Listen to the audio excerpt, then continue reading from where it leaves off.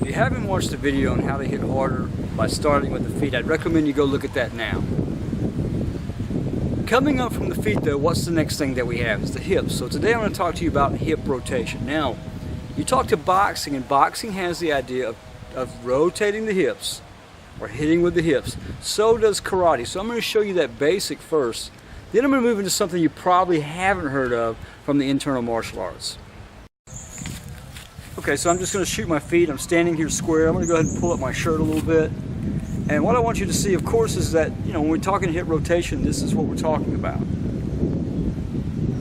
So, I'm going to go left leg forward. If I'm throwing my punch with the rear, I want to rotate the hip.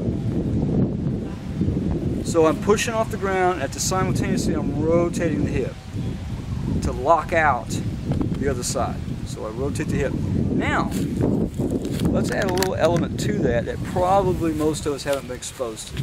This is the concept of the gua. The gua could be considered that easiest way for us to consider it as an English speaker. Think about the seam in between your lower abdomen and your thigh.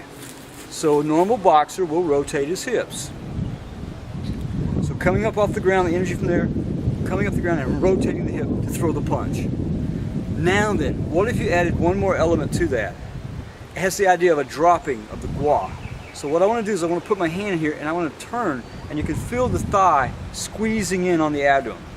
So as I turn, this knee comes up and rotates over, and I drop my weight by closing the gua, by closing the seam.